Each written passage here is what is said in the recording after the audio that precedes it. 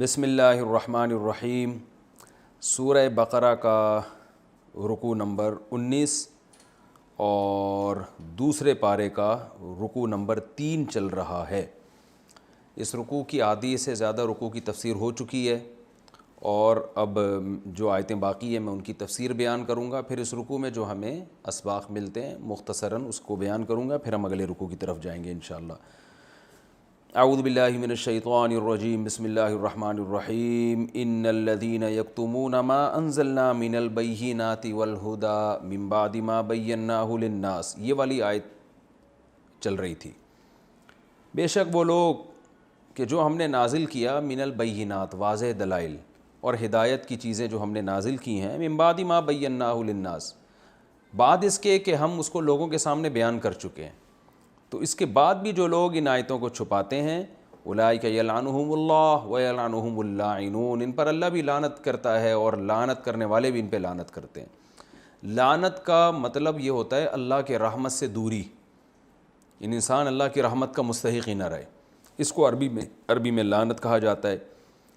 تو اس سے پہلے جو آیت تھی اس میں تھا کہ صفا اور مروہ شعائر اللہ میں سے ہے، تو اس میں یعنی کوئی جاہلیت کی رسم نہیں ہے یہ، اور اگر رسم ہے بھی تو غلط رسم نہیں ہے بلکہ صحیح رسم ہے۔ ابراہیم علیہ السلام کے بعد جب بھی حج ہوتا آ رہا ہے تو اس پر عمل ہوتا آ رہا ہے، تو اس لیے اس میں کوئی حرج نہیں ہے۔ اب دوبارہ اسی مضمون کی طرف رجوع کیا جا رہا ہے کہ یہود و نصارہ تحویل قبلہ کا حکم بھی چھپاتے تھے، رسول اللہ صلی اللہ علیہ وسلم کی نشانیاں بھی چھپاتے تھے، تو اللہ نے فرمایا کہ ہم نے جو بینات، واضح دلائل اسلام کے برحق ہونے کے اور سیدھا راستہ جو ہم نے نازل کیا ہے آسمان سے، حالانکہ ہم اس کو کتاب میں لوگوں کے لیے بیان بھی کر چکے ہیں تورات اور انجیل میں، تو وہ لوگ جو ان آیتوں کو چھپاتے ہیں اور ایسی نشانیوں کو چھپاتے ہیں ان پر اللہ کی لعنت اور لعنت کرنے والوں کی بھی لعنت۔ تو اللہ تعالیٰ نے اس میں تورات اور انجیل کا نام تو نہیں لیا، تو لیکن اولین مصداق اس کا یہود و نصارہ کے علماء ہے۔ قرآن نام کیوں نہیں لیتا؟ تاکہ ایک چیز اپنے عموم پر رہے، اس امت میں بھی جو علماء یہ کام کریں گے وہ بھی اسی آیت کے مصداق ہیں۔ اللہ تعالیٰ سب کو بچا کے رکھے۔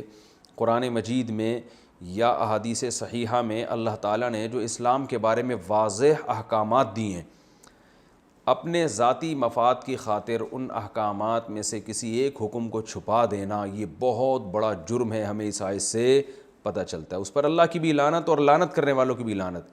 لعنت کرنے والوں کی لعنت اس لیے کہا گیا ہے کہ جس انسان کو بھی پتہ چلے گا نا ایسے لوگوں کے بارے میں، تو ظاہر ہے انسان کا ضمیر پھر اندر سے، یعنی انسان بہت زیادہ ٹینشن میں آتا ہے، پریشان ہوتا ہے، کیونکہ جو بھی وہ لوگ جو ہدایت چاہتے ہیں وہ چاہتے ہیں کہ ہمیں صحیح اسلام پتہ چلے، تو جب انہیں پتہ چلے گا کہ یہ صحیح اسلام تھا اور انہوں نے چھپایا ہے، تو آپ بتائیں ان کے جذبات کیا ہوں گے؟ وہ یقیناً لعنت بھیجیں گے۔ تو اللہ نے فرمایا ان پر لعنت، ایسے لوگوں کی جو لعنت بھیجتے ہیں، ان لوگوں کی بھی لعنت جو لعنت بھیجنا چاہتے ہیں، اور اللہ کی بھی لعنت۔ الا الذین تابوا، ہاں فرمایا کہ سوائے وہ لوگ جو توبہ کر لیں، واصلحوا اور اپنی حالت کو درست کر لیں، وبینوا اور لوگوں کے سامنے حق کو بیان کر دیں۔ علماء کہتے ہیں کہ قرآن جب عوام کی توبہ کا ذکر کرتا ہے نا تو صرف الا الذین تابوا واصلحوا ذکر کرتا ہے۔ آپ قرآن میں کچھ آیتیں دیکھیں گے جن میں آتا ہے کہ الا الذین تابوا واصلحوا، جو توبہ کر لیں اور اپنے حالت کو درست کر لیں آئندہ کے لیے، تو اللہ معاف کر دے گا۔ لیکن یہاں بیان چل رہا ہے علماء کا، تو اس لیے اللہ نے توبہ کے لیے 3 شرطیں بیان کی۔ نمبر 1 توبہ کریں، توبہ کا مطلب اس گناہ کو چھوڑیں۔ نمبر 2 اصلاح بھی کریں۔ نمبر 3 حق کو بیان بھی کر دیں، یعنی عالم نے اگر غلط بیانی سے کام لیا یا کسی حق کو چھپانے کا جرم کیا تو اس کے لیے صرف اتنا کافی نہیں ہے کہ آئندہ کے لیے یہ کام نہ کرے، بلکہ یہ بھی ضروری ہے کہ جو غلط بیانی اس نے کی ہے بینو کا مطلب بیان کر دے، بھائی یہ جو میں نے کیا تھا، یہ میں نے آیت چھپائی تھی، مجھ سے غلطی ہوئی ہے، یا یہ اقرار نہ کرے لوگوں کے سامنے غلطی ہوئی ہے، لیکن اب اس کو جو غلطی ہوئی ہے اس کی تلافی پریکٹیکلی اس کو کرنی پڑے گی۔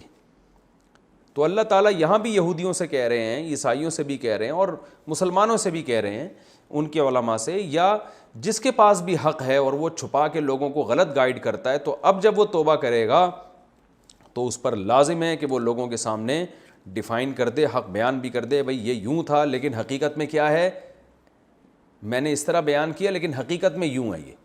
تو اس لیے اللہ نے علماء کی توبہ کے لیے 3 درجات بیان کیے، توبہ بھی ہو، اصلاح احوال بھی ہو، اور پھر حق کو بیان بھی کر دیں۔ وہ بیان کیسے کریں گے؟ یہ زمانے کے حالات کے لحاظ سے حکمت اور مصلحت کے ساتھ کوئی بھی طریقہ اختیار کیا جا سکتا ہے، لیکن آپ کی وجہ سے جو غلط فہمی لوگوں کو پھیلی ہے، آپ ہی کے ذمے ہے آپ اس غلط فہمی کا ازالہ کریں، اور اس پر بہت کم لوگ اس معیار پہ پورے اترتے ہیں توبہ میں۔ ہمارے ہاں تو توبہ کے لفظ کو اتنا آسان بنا دیا، بس توبہ توبہ کر لو سب سیٹ ہو جائے گا، ایسا نہیں ہے۔ توبہ بھی ایک شرعی حکم ہے، اس کے بھی احکام ہیں۔ جیسے نماز صرف زبان سے نماز کہہ دیا تو تھوڑی ہو جاتی ہے، پوری تفصیل ہے، اس میں وضو ہے، اس میں قیام ہے، رکوع ہے، سجدہ ہے، کچھ چیزیں رکن ہیں وہ چھوٹیں گی تو نماز ہوگی نہیں، کچھ چیزیں واجب ہیں وہ چھوٹ گئیں تو سجدہ سہو سے نماز ہو جائے گی، بہت ڈیٹیل ہے اس میں۔ تو بالکل اسی طرح توبہ بھی ایک اسلام کا ایک حکم ہے، اس میں حقوق العباد کی توبہ کا کیا طریقہ ہے، حقوق اللہ کی توبہ کا کیا طریقہ ہے۔ کچھ توبہ ایسی ہیں جن میں صرف زبان سے کہہ دینا کافی ہے، کچھ توبہ ایسی ہیں جن میں قضا بھی ہے، ادا نہیں ہے تو پھر قضا کرنی پڑے گی، تو بہت اس کے بھی تفصیلی احکام ہیں۔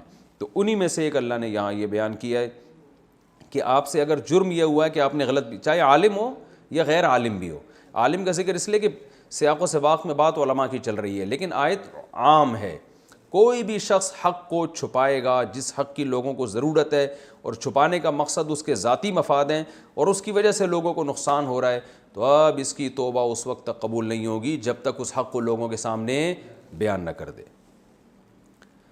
فرمایا ان الذین کفروا وماتوا وهم کفار، اور وہ لوگ جو کافر تھے اور موت ہو گئی ان کی اس حال میں کہ وہ کفر ہی پہ موت ان کی ہوئی ہے، اولئک علیہم لعنت اللہ، ان پر اللہ کی لعنت اور فرشتوں کی اور تمام اور لوگوں کی، سب کی کیا مطلب؟ اللہ، فرشتے اور لوگ، ان سب کی اس پر لعنت۔ ظاہر ہے سب لوگوں کی لعنت نہیں ہوتی، تو سب سے مراد سب لوگ نہیں ہیں، بلکہ سب سے مراد یہ تینوں طبقے۔ تو لوگوں میں بھی جو حق کے متلاشی لوگ ہوتے ہیں ان کی بھی اللہ فرماتے ہیں ان کی بھی ان پر لعنت، خالدین فیہا، اس لعنت میں یہ ہمیشہ رہیں گے، یعنی اس لعنت پر جو اثر مرتب ہوگا وہ عذاب کا، تو اس میں یہ ہمیشہ رہیں گے۔ لا یخفف عنہم العذاب، ان سے عذاب میں کمی نہیں کی جائے گی، ولا ہم ینظرون، اور نہ ان کو مہلت دی جائے گی۔ تو اس سے صاف پتہ چلتا ہے کہ قرآن واضح لفظوں میں بیان کر رہا ہے کہ ایمان پر اگر کسی کی موت نہیں ہوتی ہے تو وہ جنت میں کبھی بھی نہیں جائے گا اور ہمیشہ ہمیشہ جہنم کی آگ میں رہے گا۔ اب یہ بھی ایک ایسا حکم ہے کہ جب آپ لوگوں کو بتاتے ہیں تو جو ہے نا، لوگ بعض دفعہ اسلام کا مذاق بھی اڑاتے ہیں کہ یار یہ کیا بات ہے کہ انہوں نے جنت مومنین کے ساتھ خاص کر لی ہے، لیکن اگر لوگوں کو یہ بات نہیں بتائی جائے تو یہ بھی آیتوں کو چھپانے کے مترادف ہے۔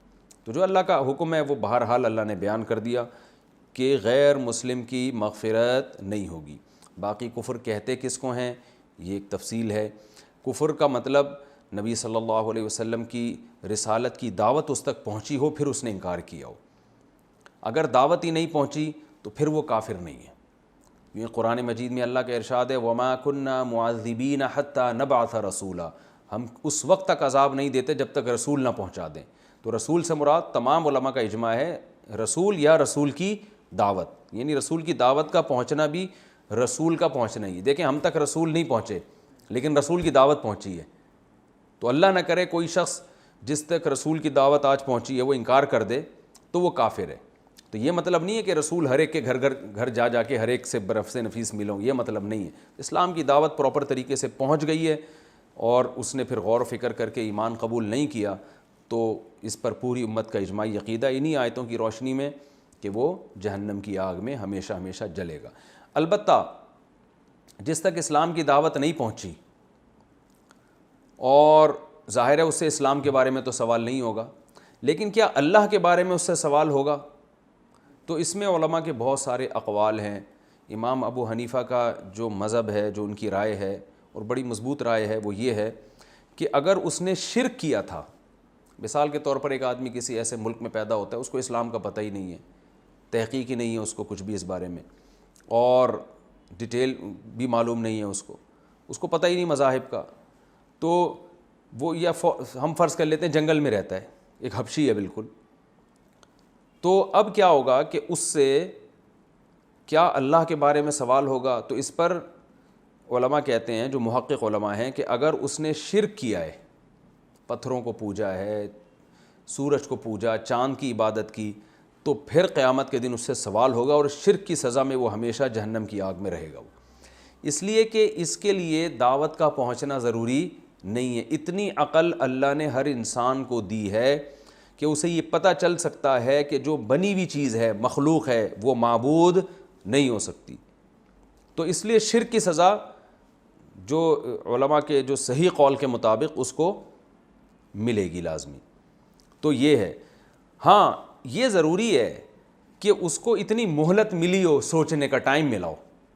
مثال کے طور پہ ایک آدمی بچپن میں ہی مر گیا تو بے شک وہ شرک کرتا تھا، لیکن بچپن میں انسان میں عقل نہیں ہوتی، تو بلوغت کے بعد اتنا ٹائم اس کو ملا ہو، اس کو کھوپڑی استعمال کرنے کا موقع ملا ہو کہ میں کیا کر رہا ہوں، تو اتنا موقع ملا ہو اس کو کہ جس میں وہ صحیح اور غلط میں تمیز کر سکتا تھا، اس کے باوجود نہیں کی تو وہ جہنم میں جائے گا۔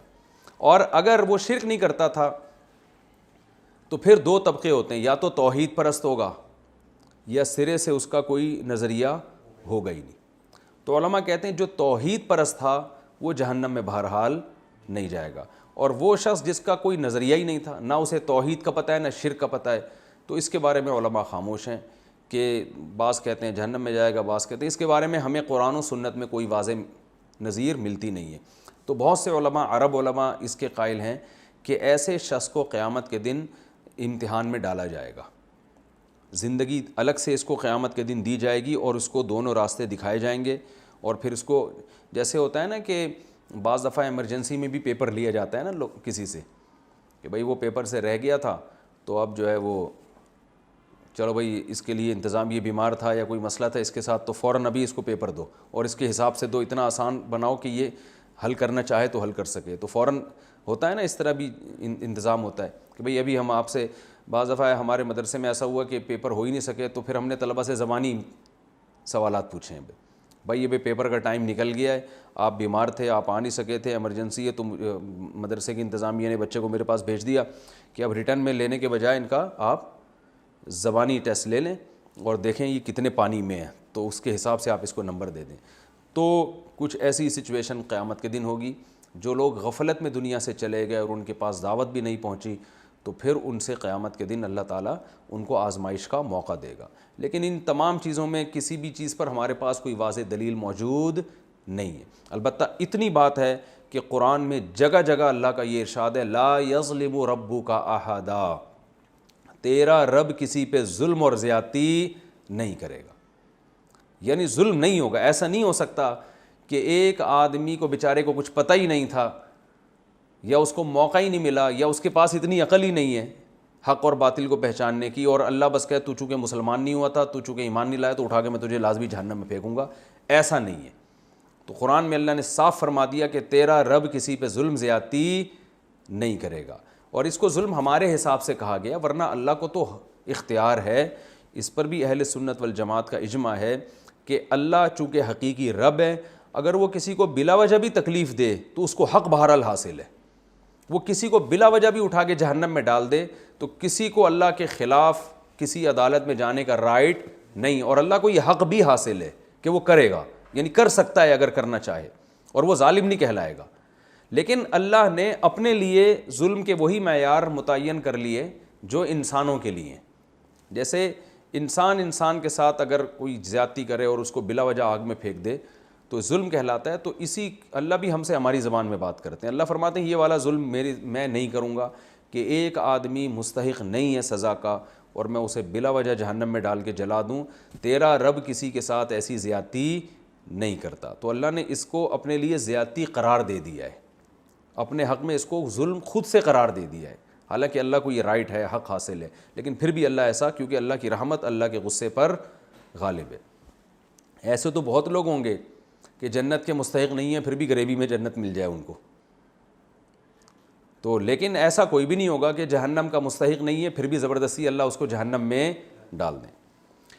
تو اس لیے اللہ نے فرمایا لا یخفف عنہم العذاب ولا هم ینظرون، جو اسی طرح کفر میں ان کی موت واقع ہوئی تو کفر پہ موت سے ہمیشہ کی جہنم ہے، لیکن کفر کہتے کس کو ہیں یہ میں نے آپ کو بتا دیا۔ فرمایا وَإِلَٰهُكُمْ إِلَٰهٌ وَاحِدٌ، اصل جو قرآن کا مضمون ہے نا وہ توحید ہے، انبیاء کو اسی وجہ سے بھیجا گیا کہ لوگ ایک خدا کے وجود پر بھی ایمان لائیں اور اس کو ایک بھی مانیں اور اس کی غلامی کریں, اس کو مانیں کہ وہ غلامی کے قابل ہے, لائق صرف وہی ہے, عبادت کے لائق صرف وہی ہے. تو اس لیے اب قرآن میں یہ پوری ڈیٹیل یہود و نصارہ کے واقعات اور یہ سب بیان کرنے کے بعد اصل حکم کو دوبارہ لوٹایا جا رہا ہے. جو آپ صلی اللہ علیہ وسلم کا اصل مشن تھا جس کے لیے آپ دنیا میں آئے, فرمایا وَإِلَٰهُكُمْ إِلَٰهٌ وَاحِدٌ, اور تمہارا معبود, تمہارا الہ. عبادت کسے کہتے ہیں یہ میں شروع کے لیکچرز میں بہت ڈیٹیل سے بتا چکا ہوں, یہ بہت تفصیل سے. عبادت کے دو مطلب ہیں, ایک ٹرم ہے ایک عبادت اور ایک لغت میں کسے کہتے ہیں. تو دونوں مفہوم کے لحاظ سے ایک ہمارا معبود ہے, غلامی حقیقت میں صرف اسی کی ہوگی. وہ کون ہے؟ ایک الہ ہے, لا الہ الا ہو, اس کے سوا کوئی عبادت کے لائق نہیں ہے. الرحمن, بڑا مہربان, الرحیم, نہایت رحم کرنے والا. تو میں نے یہ لیکچرز کے شروع میں جب یہ تفسیر کے لیکچر شروع ہو رہے تھے میں نے بتایا تھا کہ اللہ اپنی دو صفات کو بہت زیادہ ہائی لائٹ کرتے ہیں, گویا یہ اللہ کے نام کا حصہ ہیں, ایک رحمان اور ایک رحیم. یعنی رحمان اور رحیم میں ہر طرح کی رحمت اس میں شامل ہو گئی. رحمان سب پر رحم کرنے والا, رحیم بہت زیادہ رحم کرنے والا. تو یہ اللہ کی دو صفات کیوں اللہ بار بار ہائی لائٹ کرتے ہیں یہ میں ان لیکچروں میں تفصیل سے بتا چکا ہوں. یہ رکوع ہمارا کمپلیٹ ہوا. اس رکوع میں ہمیں کیا علمی اسباق ملتے ہیں؟ سب سے پہلی بات, صبر اور نماز کی اہمیت. ڈپریشن کے لیے صرف نفسیاتی ڈاکٹر کافی نہیں ہے کہ آپ کو وہ گولیاں کھاتے رہیں, اصل چیز ہے کچھ صبر کرنا سیکھیں. دیکھیں آج کل لوگ اس کی کوشش کرتے ہیں کہ بالکل ٹینشن نہ ہو, بالکل ٹینشن نہ ہو, بچے کو بالکل جیسے بچہ کہہ رہے ہیں نا اس کی ہر خواہش کو پورا کیا جائے. اس کا مطلب آپ بچے کو اس کی لائف کو فل آف ٹینشن بنا رہے ہو. بچوں پہ ظلم زیادتی جائز نہیں ہے, بلا وجہ مار دھاڑ بد اخلاقی جائز نہیں ہے, لیکن بچوں کو تھوڑی سی ٹینشن میں رکھنا چاہیے, ہلکی سی, زیادہ نہیں, تاکہ وہ تھوڑا سا معاشرے میں سروائیو کرنا سیکھیں. ساری خواہشات ان کی پوری. ایک صاحب اپنے بچے کو گود میں اٹھا کے لے گیا میرے سامنے, کہہ رہے بیٹا دکان میں جو کچھ چاہیے بتاؤ. اس نے اتنی چیزیں بتائیں اور انہوں نے ساری خرید کے دے دی. میں نے کہا بھائی یہ کہاں کھائے گا؟ کہہ رہے نہیں بس میرا بچہ, میں چاہتا ہوں اس کی ہر خواہش پوری ہو. تو ان سے میں نے کہا تو نہیں, انسان اپنی اولاد کے معاملے میں بڑا سینسیٹیو ہوتا ہے, لیکن مجھے دل چاہ رہا تھا میں ان سے کہوں کہ آپ اپنے بچے کو ڈاکو بنا رہے ہو. کل کسی وقت اس کی یہ خواہشات پوری نہیں ہوئی نا, یہ برداشت نہیں کر پائے گا, پھر جب حلال طریقے سے پوری نہیں ہوں گی تو کہاں جائے گا؟ حرام کی طرف. تو اسلام نے بھی ہمیں روزے کا حکم دیا, بہت ساری عبادتوں کا, تاکہ ہماری نفس کے خلاف کچھ خواہشات پوری ہوں. تو بچوں کو بھی مار دھاڑ بلا وجہ گالی گلوچ یہ تو اچھی بات نہیں ہے, لیکن تھوڑا سا کنٹرول کرنا ضروری ہے. تھوڑا سا آپ دیکھیں بعض دفعہ وہ بچے جنہوں نے معاشرے میں بہت بڑا کردار ادا کیا ہوتا ہے نا, ان کے بچپن میں کچھ نہ کچھ ٹینشن انہوں نے دیکھی ہوتی ہے جس کی وجہ سے نا معاشرے میں سروائیو کرنا سیکھتے ہیں. یہ کچھ بچے بہت جلدی میچور ہو جاتے ہیں, خاندانی جھگڑے دیکھے ہوتے ہیں, وہ سمجھدار ہو. کچھ بچیاں بڑی سلجھ جاتی ہیں, بعض دفعہ بچیاں اپنے ماں باپ کے جھگڑوں سے بگڑتی ہیں, بعض دفعہ اپنے پیرنٹس کو لڑتا ہوا دیکھ کے اور سلجھ جاتی ہیں. ان کو پتہ ہے کہ بھائی گھر میں یہ اس طرح سے ہوتا ہے یہ لڑائیاں, تو میں نے اپنے سسرال میں جا کے یہ کام نہیں کرنے. آپ دیکھیں بعض لڑکیاں ایسی ہیں چھوئی موئی ہوتی ہیں, وہ انہوں نے کبھی ایسا ہر وقت برگر فیملی ایسا, تو وہ آگے ذرا سا سسرال میں کوئی اونچ نیچ ہوئی بے ہوش ڈپریشن میں. اور جن غریبوں نے اپنے گھروں میں بڑے بڑے مسئلے دیکھے ہوتے ہیں وہ چل رہے ہوتے ہیں. تو اس کے سائیڈ ایفیکٹ بھی ہیں لیکن فائدے بھی ہیں. تو کہنے کا مقصد یہ ہے کہ اعتدال کی حالت اچھی حالت ہے, اس سے انسان کو تھوڑا سا برداشت کی قوت, تو تھوڑا سا صبر کرنا بھی سکھائیں بچوں کو. تو اللہ نے فرمایا نا صبر سے مدد طلب کرو, اس کا مطلب صبر کی کوالٹی آپ میں ہونی چاہیے, تو آپ کے بچوں میں بھی ہونی چاہیے. تھوڑا سا ان کو ہر وقت ان کو ان کی مرضی کا کھلائیں, کبھی کبھی کھائیں آج کھانا جو ہے نا ہماری مرضی کا, آج کریلے کھاؤ. بچوں سے بولیں آج کیا پکے گا کھانے میں؟ کریلے پکیں گے. بچے ناک منہ چڑھائیں, بولے کھائے گا, تیرا باپ بھی یہی کھائے گا ٹھیک ہے نا, اور خود بھی کھائیں. تو یہ جو چھوئی میں بنا دیا نا جو بچہ کہہ رہا ہے بس, تو یہ غلط ہے. تو اس لیے آج بولے آج ہماری مرضی کا. اور کبھی کبھار ایسا بھی ہو کہ آج ہے ہی نہیں کھانا, جاؤ, کچھ نہیں ہوتا. کبھی کبھار ایک آدھ وقت بھوکا رہنے سے کوئی نقصان نہیں ہوتا, بلکہ یہ تو غیر شائستہ طریقہ ہو جائے گا, آج کھانا نہیں ملے گا, غیر اخلاقی ہو جائے گا. اس کا ایسا طریقہ یہ کہ بھائی آج سب روزہ رکھیں گے گھر میں, پیر اور جمعرات کا روزے کا معمول بنا لیں. بچوں کو کہیں بیٹا آپ سب روزہ رکھیں گے, اور روزہ رکھ کے اسکول جاؤ گے. ہمیشہ لنچ لے کے جا رہے ہو, ہمیشہ بریک فاسٹ لے کے جا رہے ہو, یہ نہیں ہوتا, آج سب کا روزہ ہے. تو اس طرح گھر میں روزے کا, تلاوت کا, نماز کا تھوڑا بہت معمول ہوگا, تو یہ بھی ٹینشن کافی ہے بچوں کے لیے.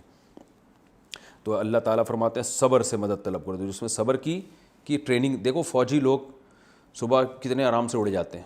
ہمارے والد صاحب کیونکہ نیوی میں تھے نا, ریٹائر ہوئے تھے, تو معمول تھا ان کا 5 بجے اٹھنے کا. ہم جب صبح 5 بجے الارم لگا کے 4 6 مہینے گزر جاتے تھے, کل سے اٹھیں گے, پرسوں سے, ہفتے سے اٹھیں گے, نہیں اٹھ پاتے تھے. تو وجہ کیا ہے, ان کو بھائی جو نیوی میں ٹریننگ دی گئی وہ شروع میں ٹینشن ہوئی, پھر عادت پڑ گئی ہمیشہ کے لیے. تو فوجیوں کی زندگی دیکھیں آپ, وہ کیسے بڑھاپے میں بھی کیسے فٹ فاٹ ہوتے ہیں. وجہ کیا ہے, ان کو جو ہے نا عادت ڈالی گئی ہوتی ہے. اور جو کمانڈو ہوتے ہیں, جو اس کی ٹریننگ لے رہے ہوتے ہیں, ان کو جنگلوں میں پتہ نہیں کیا کیا کھلایا جاتا ہے, یہ بھی کھا لو وہ بھی کھا لو, تو وہ پھر چھوئی موئی نہیں ہوتے. تو وہ زیادہ ہنسی خوشی زندگی گزارتے ہیں, ان کی لائف زیادہ کامیاب ہوتی ہے, انہوں نے ٹینشنیں دیکھی ہوئی ہوتی ہیں. تو کچھ نہ کچھ ٹینشن یہ ضروری ہے. بات زیادہ لمبی ہو گئی لیکن یہ اہم بات تھی اس لیے میں نے بتائی. اور اللہ نے فرمایا اس میں شہید کی, دوسرا ہمیں علمی نقطہ, شہید کی فضیلت. شہادت کی دعا مانگنا بھی سنت عمل ہے. اللہ نے فرمایا شہید کو مردہ نہ کہو. تو قرآن میں ایک اور مقام پر آتا ہے, یہاں تو اللہ نے فرمایا شہید کو مردہ مت کہو. ایک اور جگہ فرمایا سورہ آل عمران میں وَلَا تَحْسَبَنَّ الَّذِينَ قُتِلُوا فِي سَبِيلِ اللَّهِ أَمْوَاتًا, شہید کو مردہ سمجھو بھی مت, یعنی اس کو بڑی پیاری زندگی ملتی ہے. تو رسول اللہ صلی اللہ علیہ وسلم نے ارشاد فرمایا لَوَدِدتُّ أَنْ أُقْتَلَ فِي سَبِيلِ اللَّهِ ثُمَّ أُحْيَا ثُمَّ أُقْتَلَ ثُمَّ أُحْيَا ثُمَّ أُقْتَلَ ثُمَّ أُحْيَا ثُمَّ أُقْتَلَ. 4 دفعہ آپ نے فرمایا میری یہ خواہش ہے کہ میں اللہ کے راستے میں قتل کیا جاؤں, پھر زندہ کیا جاؤں, پھر قتل کیا جاؤں, پھر زندہ کیا جاؤں, پھر قتل کیا جاؤں, پھر زندہ کیا جاؤں, پھر قتل کیا جاؤں. قتل پہ ختم کیا. یعنی شہادت اتنی پیاری چیز ہے کہ ایک دفعہ کی شہادت میں مزہ نہیں ہے, یہ ایسا زبردست کام ہے کہ بار بار ملنی چاہیے یہ شہادت. حدیث میں آتا ہے رسول اللہ صلی اللہ علیہ وسلم نے فرمایا کہ جنتی جب جنت میں چلے جائیں گے, شہید بھی, تو اللہ تعالیٰ سب سے پوچھیں گے تمہیں کسی چیز کی خواہش ہے؟ وہ کہیں گے اللہ تو نے ہمارے چہروں کو سفید کر دیا, تو نے ہمیں سب کچھ دے دیا, ہمیں کیا چاہیے؟ جب بار بار اللہ پوچھیں گے تو شہید کہے گا کہ اللہ اگر تو میری خواہش پوری کرنا چاہتا ہے تو ایک خواہش ہے, وہ یہ ہے کہ مجھے دنیا میں دوبارہ بھیج اور پھر دوبارہ مجھے اپنی راہ میں قتل کر دے. میں یہ چاہتا ہوں مجھے یہ دوبارہ شہادت کا عہدہ ملے. تو آپ اندازہ لگاؤ کیا نعمت ہے. اس لیے کہ نبی صلی اللہ علیہ وسلم نے فرمایا کہ وہ جو کرامت دیکھے گا نا کہ شہادت کے وقت اس کا جو اللہ کی طرف سے اعزاز و اکرام ہوا تھا, وہ پروٹوکول اس کو یاد رہے گا کہ وہ پروٹوکول مجھے دوبارہ چاہیے. تو اس لیے اسلام میں شہادت کوئی معمولی درجہ نہیں ہے, معمولی موت نہیں ہے, بہت مبارک موت ہے یہ. تو اس کے لیے پیغمبروں نے دعائیں مانگی ہیں, تو ہمیں بھی اپنی دعاؤں کا حصہ بنانا چاہیے. اور پھر اس کے لیے ذہنی طور پر, جسمانی طور پر تیار بھی رہنا چاہیے. وہ ایک مولوی صاحب کا واقعہ بیان کرتا ہوں نا کہ حلوے مانڈے, بدعتی مولوی تھے, حلوے مانڈے بہت کھاتے تھے, شہادت کی دعا مانگتے تھے. تو کسی نے کہا آپ میدان جہاد میں تو جاتے نہیں ہو, کیا حلوے میں کوئی بم رکھ کے دے گا آپ کو کیا؟ تو اس کے لیے بھائی تھوڑا سا ایکسرسائز کرنی چاہیے. اور اگر کوئی فوج میں جا سکتا ہے, اس کو اللہ نے صلاحیت دی ہے, تو اس جذبے سے فوج میں جائے, اسلامی ملک کی فوج میں, کہ میں اپنے ملک کا دفاع کروں گا, اپنی قوم کا دفاع کروں گا. تو صرف زبانی دعویٰ کافی نہیں. اور اگر کوئی نہیں جا سکتا یا دوسرے کام اس کے بہت ہیں, تو ویسے اللہ سے دعا مانگ لے کہ اللہ اگر کبھی جنگ کا موقع چھڑتی ہے کوئی اسلام اور کفر کی اور اہل باطل اور اہل حق کی, تو ایسے موقع پہ مجھے اہل حق کا ساتھ دینے کی توفیق عطا فرمانا. جنگ کی تمنا جائز نہیں ہے, حدیث میں آتا ہے, صحیح بخاری کی حدیث ہے لا تتمنوا لقاء العدو, دشمن سے لڑائی کی تمنا مت کیا کرو, دعائیں مت مانگو اللہ جنگ چھڑوا دے. ہندوستان پاکستان بہت دنوں سے تمیز سے بیٹھے ہوئے ہیں, کوئی لڑائی نہیں ہوئی, اللہ پھڈا کروا دے اور پھر مجھے میدان میں بھجوا دے اور پھر مجھے شہید کروا دے. ایسا نہیں ہے. حدیث میں آتا ہے امن مانگا کرو اللہ سے. فرمایا لیکن اگر اللہ کی طرف سے مقدر ہو جائے جنگ, فَإِذَا لَقِيتُمْ فَاصْبِرُوا, پھر صبر سے کام لو. وَاعْلَمُوا أَنَّ الْجَنَّةَ تَحْتَ ظِلَالِ السُّيُوفِ, اور یقین کر لو جنت تلواروں کے سائے میں ہے. توپوں کی گھن گرج کے تحت اللہ نے, تلوار تو ایک کنایا ہے نا, تو یہ بڑی پیاری حدیث ہے. تو اس لیے جنگ کی کبھی تمنا نہیں کرنی چاہیے, ہمیشہ صلح کے راستے کو اختیار کرنا چاہیے. لیکن اگر مسلط ہو جائے تو پھر آپ صلی اللہ علیہ وسلم نے فرمایا ثابت قدمی سے, اور پھر شہادت کی دعا بھی مانگنی چاہیے انسان کو. اچھا, یہ ہمیں دوسرے علمی نقطے کی بات پتہ چلتی ہے. تیسری بات, اللہ نے فرمایا ہم تمہیں آزمائیں گے خوف کے ذریعے, بھوک کے ذریعے, مالوں کی کمی, جانوں کی ہلاکتیں, پھلوں کی کمی. تو بہت سے لوگ جب پریشانیاں آتی ہیں نا تو کہتے ہیں اللہ ہم سے ناراض ہے. تو یہ ضروری نہیں ہے بھائی اللہ آپ سے ناراض ہو. پھر وہ ناراضی کی وجہ سمجھ میں نہیں آتی، تو پھر بجائے اس کے کہ اپنے اعمال درست کریں عاملوں کے پاس چلے جاتے ہیں، تو یہ بھی غلط ہے۔ بھئی یہ تو پیغمبروں پر بھی پریشانی آئی ہیں، تو اللہ سے مانگنی تو عافیت چاہیے، لیکن اگر یہ سب چیزیں ہو رہی ہیں تو کوئی بات نہیں، یہ تو نارمل ہیں، صحابہ کے ساتھ بھی ہوئی تھی۔ تو ہمیں اس موقع پر کیا کرنا ہے؟ وَبَشِّرِ الصَّابِرِينَ، اللہ فرماتے ہیں میں صبر کرنے والوں کے ساتھ ہوں، صبر کرنے والوں کو خوشخبری دے دیں۔ صبر کے کیا فضائل ہیں یہ میں بیان کر چکا ہوں، اور یہ دعا پڑھنی چاہیے، اِنَّا لِلَّهِ وَإِنَّا إِلَيْهِ راجعون، اے اللہ ہم تیرے غلام ہیں اور تیری طرف لوٹ کے جانا ہے۔ اس سے انسان کو تسلی ملتی ہے، اور یہ ہر مصیبت پہ، بڑی مصیبت پہ بھی اور چھوٹی بھی۔ ہم نے علماء کو دیکھا ہے بیٹھے ہیں، لائٹ چلی گئی تو ایک ٹینشن ہوتی ہے، تو اس پہ بھی یہ پڑھتے تھے اِنَّا لِلَّهِ وَإِنَّا إِلَيْهِ راجعون۔ اس کو عربی میں کہتے ہیں استرجاع، حدیث میں آتا ہے فاسترجع، استرجاع یعنی اِنَّا لِلَّهِ وَإِنَّا إِلَيْهِ راجعون پڑھا، تو اِنَّا لِلَّهِ وَإِنَّا إِلَيْهِ راجعون پڑھنے کو کیا کہا جاتا ہے عربی میں؟ استرجاع، باب استفعال سے استرجاع، یہ ایک ٹرم ہے، یعنی فلاں شخص نے اِنَّا لِلَّهِ وَإِنَّا إِلَيْهِ راجعون پڑھا تو ہم کہیں گے استرجع فلان، فلاں نے یہ الفاظ پڑھے۔ یہ خوشی کی چیزوں پہ نہیں پڑھنا چاہیے، ہے تو دعا، شادی ہو گئی اب کہہ رہے ہیں اِنَّا لِلَّهِ وَإِنَّا إِلَيْهِ راجعون، بات تو صحیح ہم نے اللہ کی طرف جانا ہے، لیکن یہ موقع ٹھیک نہیں ہے۔ اچھا، اس سے ہمیں اور کیا پتہ چلتا ہے؟ اور ایک علمی نکتے کی بات، حق کو چھپانا کتنا بڑا جرم ہے۔ تو یاد رکھیں حق کو چھپانا جب جرم ہے جب حق کو چھپانے میں آپ کا کوئی ذاتی مفاد ہو، لالچ ہو، لوگوں میں عزت چاہتے ہو اس لیے چھپا رہے ہو۔ حق کو اگر اس لیے چھپا رہے ہو کہ حق بیان کرنا اس وقت مصلحت کے خلاف ہے، تو پھر چھپانا نہ صرف جائز ہے بلکہ واجب ہے۔ بعض دفعہ حق کو اس لیے چھپایا جاتا ہے کہ سامنے والے کا مینٹل لیول اتنا نہیں ہے کہ وہ حق کو سمجھ سکے، ہر بات ہر ایک کے سامنے بیان کرنے کی نہیں ہوتی۔ اس پر میں نے پورا ایک بیان بھی کیا تھا نا کہ حضرت موسیٰ علیہ السلام سے فرعون نے پوچھا کہ وہ پہلے جو لوگ شرک پہ مر گئے ان کا کیا ہوگا، حضرت موسیٰ نے فرمایا اللہ ہی جانتا ہے کیا ہوگا بھائی، ٹھیک ہے نا، کیونکہ وہ ڈیٹیل میں جاتے ہیں تو بحث کا رخ چینج ہو جاتا۔ تو حق کو چھپانا اگر کسی مصلحت سے ہے تو ایک الگ بات ہے، صحیح جائز مصلحت سے، لیکن اگر اپنے مفاد کے لیے جیسے کہ یہود و نصارہ چھپاتے تھے اور آج بھی بہت سے لوگ باطل علماء جو ہیں وہ چھپاتے ہیں، تو پھر اس کی یہ وعید ہے۔ تو یہ اس رکوع کا خلاصہ تھا، تفسیر تھی۔ اب ہم انشاءاللہ اگلے رکوع کی طرف چلتے ہیں۔ اب ہم پڑھتے ہیں انشاءاللہ سورہ بقرہ کا رکوع نمبر 20 اور دوسرے پارے کا رکوع نمبر 4۔ اس کا پہلے لفظی ترجمہ ہوگا، مختصر گرامر ہوگی، پھر اس کی تفسیر، اور اس میں جو ہمیں کچھ علمی نکتے کی باتیں پتہ چلتی ہیں، اسباق ملتے ہیں، وہ انشاءاللہ بیان ہوں گے۔ فرمایا ان فی خلق السماوات والارض، بے شک آسمانوں اور زمین کے پیدا کرنے میں، خلق کا معنی پیدا کرنا، ورب یہ، واختلاف اللیل والنہار، لیل اور نہار کے اختلاف میں، رات اور دن کے اختلاف میں۔ اختلاف دو طرح کا ہوتا ہے رات اور دن میں، بعض دفعہ راتیں لمبی اور دن چھوٹا، بعض دفعہ دن لمبے اور راتیں چھوٹی، یہ بھی اختلاف ہے، ایک حالت پہ رہتے نہیں ہیں۔ اور اختلاف میں یہ بھی ہے کہ کبھی رات ہوتی ہے اور بدل کے وہ دن میں تبدیل، اور کبھی دن ہوتا ہے بدل کے وہ رات میں تبدیل، یعنی عدل بدل کے آنا ان کا۔ تو یہ دونوں چیزیں اس میں داخل ہو سکتی ہیں کہ رات اور دن کے بدلنے میں۔ والفلک التی تجری فی البحر، فلک کہتے ہیں کشتی کو، اور وہ کشتی جو سمندر میں چلتی ہے، اس میں سمندری جہاز بھی داخل ہیں، جو بھی سمندر میں چلنے والی چیزیں ہیں نا وہ سب فلک میں آتی ہیں۔ جو کشتیاں سمندر میں چلتی ہیں، تجری، جرا یجری کا معنی جاری ہونا، اصل میں تھا تجریو، تضربو کی طرح، یضربو یضربانی یضربونا، تضربو تضربانی یضربنا، تو تضربو تجریو، جاری ہوتی ہیں، فی البحری، سمندر میں، بیما، ان چیزوں کے ساتھ چلتی ہیں، ینفع الناس، جو لوگوں کو فائدہ پہنچاتی ہیں، یعنی تجارت کے ساتھ۔ تو سمندری تجارت کا اللہ نے قرآن میں بہت زیادہ ذکر کیا ہے۔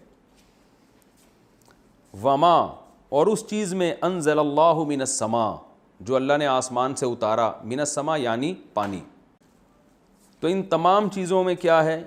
اچھا، اس پانی سے کیا کیا؟ احیا یحیی احیاء، اکرما یکرم اکرامن کی طرح۔ پھر اس پانی سے اللہ تعالیٰ نے الارض، زمین کو زندہ کر دیا، اس میں طرح طرح کے نباتات اگائے، بعد موتھا، اس زمین کے مردہ ہونے کے بعد، کچھ بھی نہیں تھا، پانی برسا کے زندہ کر دیا. وبثا، بثا اصل میں تھا بثاثا یبثثو، نصر ینصرو کی طرح، اس کا معنی ہوتا ہے پھیلانا. ہم نے سورہ القاریہ میں پڑھا ہے نا، یوم یکون الناس کالفراش المبثوث، مقتول کی طرح پھیلے ہوئے. تو بثا کا معنی پھیلانا. وبث فیہا، اور پھیلا دیے اس نے زمین میں، من کل دابہ، ہر طرح کے جانور.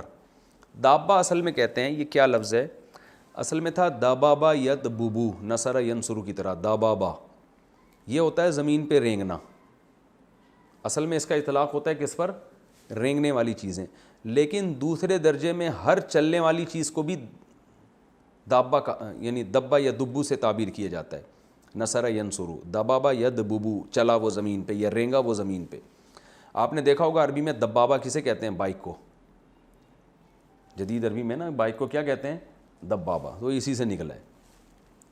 تو اور دابا یہ داب کی مؤنث ہے. داب اصل میں تھا داببن زاربن، اصل میں کیا تھا داببن، چلنے والی چیز. اور دابیباتن مؤنث ہے اس کی. تو دابیباتن کو پڑھا کیا جاتا ہے دابتن، با کو با میں ملا دیا جاتا ہے.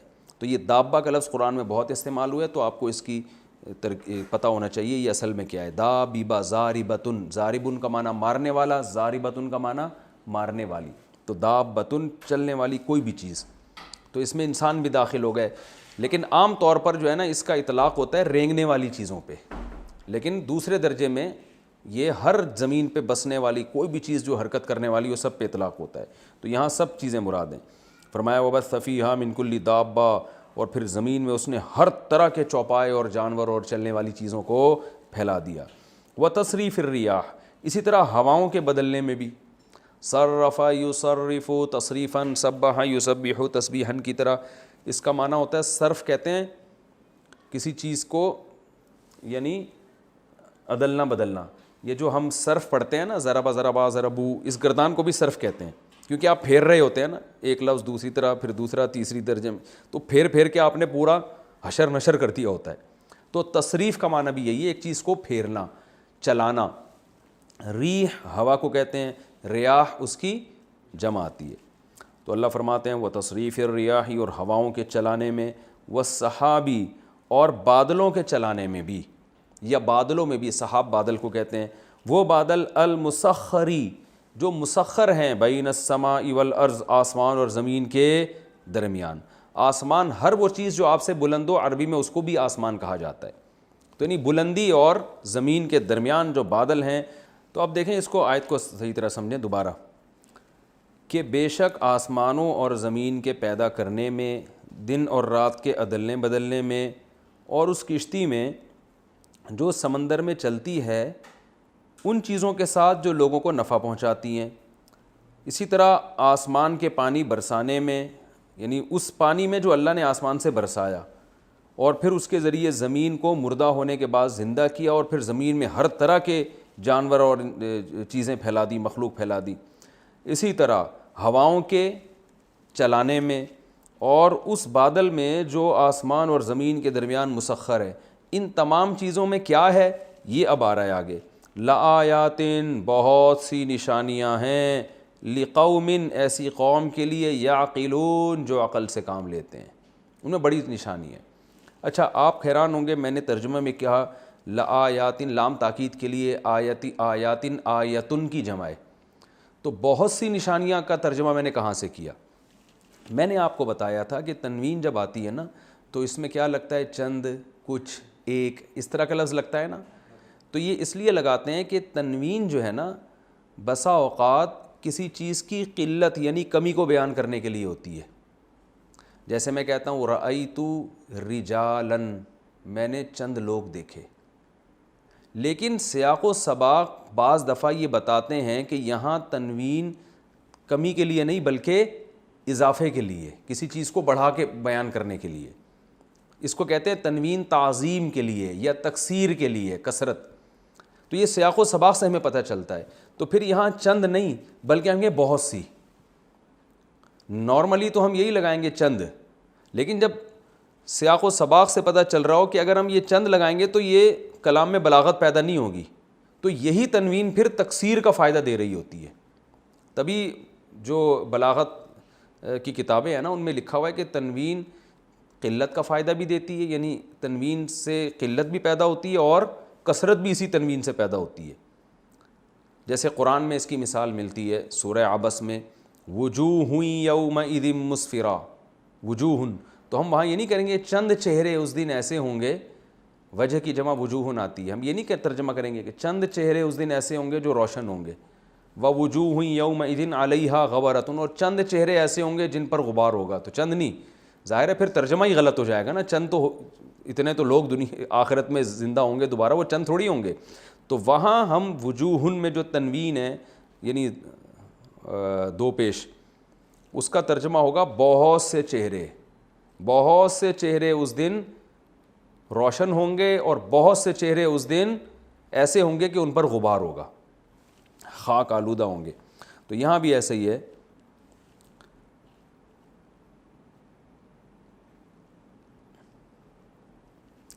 تو اب یہاں پر کیا ترجمہ ہے کہ ان تمام چیزوں میں لآیات، بہت سی نشانیاں ہیں، لقوم، ایسی قوم کے لیے، یعقلون، جو عقل سے کام لیتے ہیں. ابھی چونکہ لفظی ترجمہ چل رہا ہے، تفسیر انشاءاللہ بعد میں.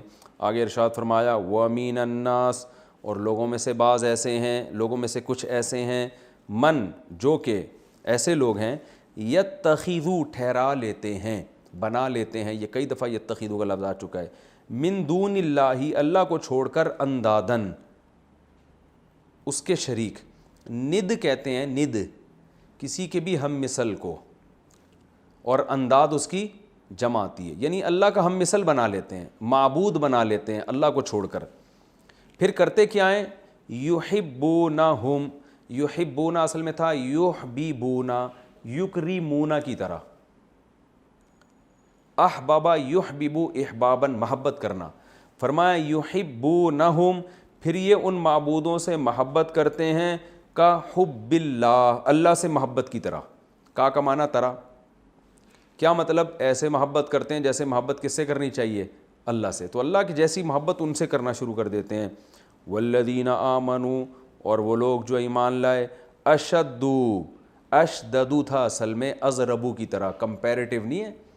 ازربو دوسرے کے مقابلے میں زیادہ مارنے والا، اشددو دوسرے کے مقابلے میں زیادہ شدید. تو والذین آمنوا، جو ایمان والے ہیں، اشد حباً، وہ دوسرے کے مقابلے میں زیادہ سخت ہوتے ہیں ازروئے محبت کے، للہ، اللہ سے. کیا مطلب؟ کسی اور سے وہ اتنی محبت نہیں کرتے جتنی محبت کس سے کرتے ہیں؟ اللہ سے. یعنی وہ اللہ سے محبت میں دوسروں کی محبت سے زیادہ شدید ہوتے ہیں. یہ مطلب ہے آیت کا. یعنی جتنی محبت وہ دوسروں سے کرتے ہیں، اللہ سے وہ محبت سب سے دوسروں کی نسبت زیادہ کرتے ہیں. آگے فرمایا وَلَوْ، اور اگر، یرا کئی دفعہ آ چکا ہے یہ لفظ، دیکھ لیں. وَلَوْ يَرَى الَّذِينَ ظَلَمُوا، اور دیکھ لیں اگر وہ لوگ جو ظالم ہیں. کیا دیکھ لیں؟ یہ آگے آ رہا ہے. اِذْ يَرَوْنَ الْعَذَابَ، جب وہ عذاب اپنی آنکھوں سے دیکھیں گے. وہ کب؟ قیامت میں دیکھیں گے نا. تو اللہ فرماتے ہیں جب یہ لوگ عذاب اپنی آنکھوں سے دیکھیں گے، تو اگر ایسا ہوتا کہ یہ ظالم لوگ دیکھ لیتے یہ بات، ان القوۃ للہ جمیعا، کہ قوت حقیقت میں ساری کی ساری اللہ کے لیے ہے، وَأَنَّ اللَّهَ شَدِيدُ الْعِقَابِ، اور اللہ شدید عقاب والا ہے. تو اگر یہ لوگ پہلے سے دیکھ لیں نا، تو آگے جزا محذوف ہے، تو وہ کام نہ کریں جو یہ اب کر رہے ہیں. بعض دفعہ قرآن میں شرط ہوتی ہے جزا محذوف، یعنی ادھورا جملہ ہوتا ہے، اس لیے کہ پچھلے جملے سے اگلا خود بخود سمجھ میں آ رہا ہوتا ہے. دوبارہ میں اس کا ترجمہ کرتا ہوں. اور اگر دیکھ لیں ظالم لوگ، کب دیکھ لیں؟ جب وہ عذاب اپنی آنکھوں سے دیکھیں گے. تو جب یہ عذاب اپنی آنکھوں سے دیکھیں گے، اس سے پہلے اگر یہ لوگ یہ بات سمجھ لیں. کیا سمجھ لیں؟ کہ ان القوۃ للہ جمیعا وان اللہ شدید العقاب. یہ آیت کا چونکہ ترجمہ تھوڑا سا عوام کو سمجھانا، اس کی جو لفظی ترجمہ ہے مشکل ہے، تو اس کو ہم اگلے ایپیسوڈ کے لیے رکھ لیتے ہیں، کیونکہ اگلی آیت بھی ترجمے کے لحاظ سے تھوڑی سی ٹپیکل ہے. ٹھیک ہے نا, اس کو ذرا سمجھانا پڑے گا. تو یہ دونوں آیتیں پھر ہم انشاءاللہ, کیونکہ وقت بہت تھوڑا رہ گیا اور میں اس کو ابھی ڈیٹیل میں سمجھانے میں گیا تو بات لمبی ہو جائے گی, تو ہم انشاءاللہ اس کو, ہمارا ٹائم پورا ہو گیا تو اگلے ایپیسوڈ میں انشاءاللہ ہم یہ دونوں آیتوں کا میں لفظی ترجمہ کروں گا, پھر اس رکوع کی انشاءاللہ تفسیر ہوگی اور جو ہمیں اسباق ملتے ہیں. وما علینا الا البلاغ.